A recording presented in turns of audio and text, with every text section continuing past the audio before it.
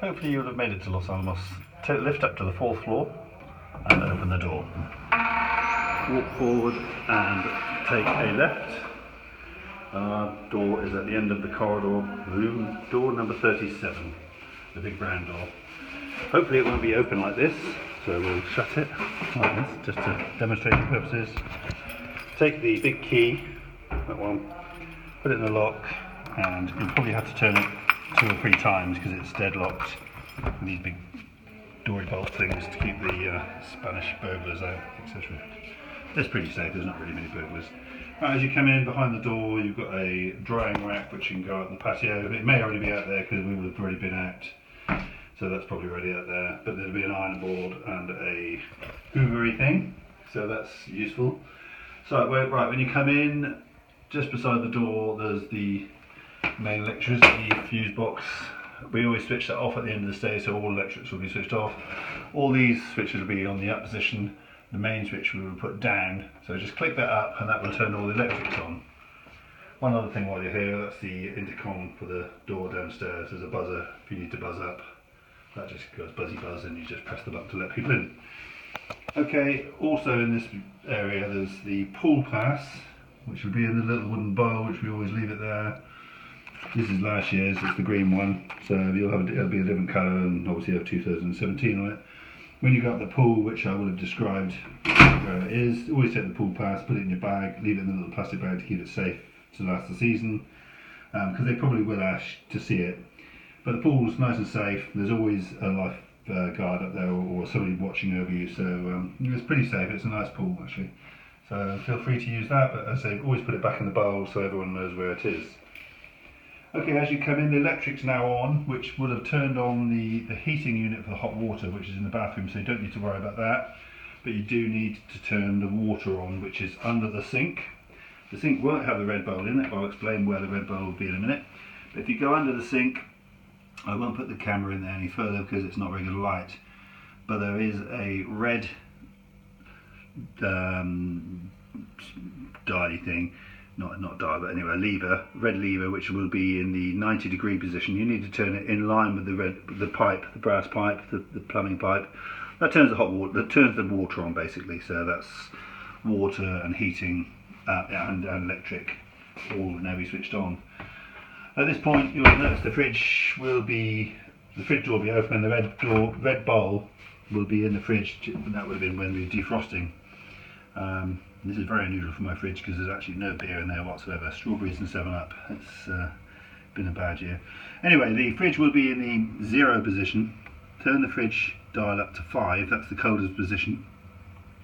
Put the red bowl in the sink.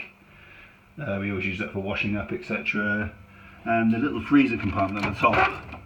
What I always do is go up to the little local shop, which is 2 minutes up the road, and they always carry bags of ice. Put a bag of ice in there, and that's supposed to be a cold drink. It helps to cool the fridge down a bit quicker as well.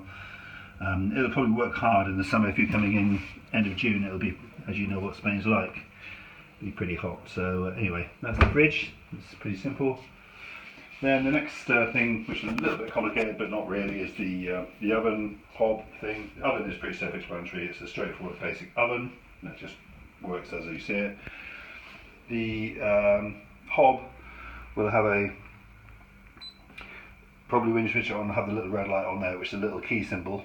Need to press and hold that for a little while till that goes off. Then turn the hobs on, press and hold the little round dial there.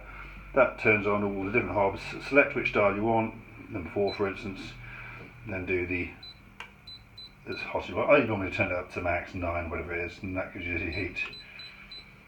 Okay, so that switches off, and that's it. So as I say, turn the key symbol, hold that for a few seconds just to get that on. But anyway, that's how that works. That's pretty self-explanatory. You've got a toaster, a kettle, and plugs to put them in. There we go. Cupboards with glasses, plates, etc. They're all there. Opposite the kitchen, you've got a little utility cupboard. In there, there's steps. There'll probably be some water. We normally try and leave water and odd bits and pieces just so you've got a drink when you come in. Hopefully, if you're not flying in too late, you'll be able to the shop and get some stuff. But anyway, there's loads of stuff in there. I just keep all sorts of rubbish in there. There's an iron in there as well to go with the ironing board, which is just inside the door. But anyway, there's odds and sods of mop and bucket, steps, etc. Okay, going to the main lounge, you've got a table and chairs, a little nice little candle for a romantic evening, sofa and 2 chairs. Sometimes when you come, the patio furniture will be indoors, but at this point in the summer it will probably be left outside, so you probably won't be cluttered with patio furniture, but the patio doors will be locked. The curtains will be drawn, so if you go to the right hand side there'll be the strings for the curtains. Just open the curtains and then you'll have a key on your keys which you would have come in, but there's also a key on the wall there next to the curtains. That opens the little lock on the bottom of each door. I fitted these locks, so they are a bit fiddly and not very well done, obviously. And also there will be probably a pair of rods which we put in the runner, well, just to added security, top security rods.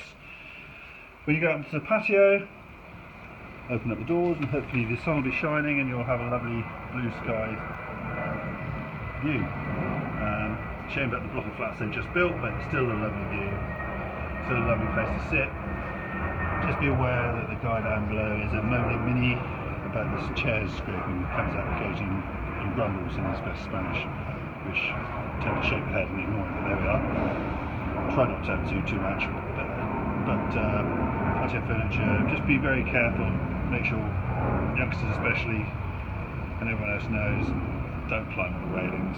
It's 4 floors up, just be careful. It's a lovely place, but be careful. Hopefully there won't be tools and paint things rather than painting this time around. Okay, that's the patio. There's the outdoor air conditioning unit, which makes a bit of a noise sometimes, buzzes, but don't worry about it. Indoors you've got the unit on the wall, which is the air conditioning. The controls from that will be on the table. That is this little unit here.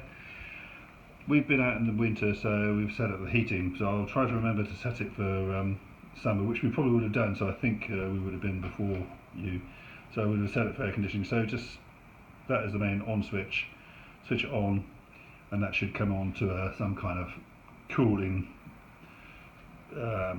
system. But there is an instruction book in the middle drawer in the unit there, and it's the LG air conditioning instructions book. Have a look through that, look through it. I'm sure you'll work it out for yourselves. It's pretty easy.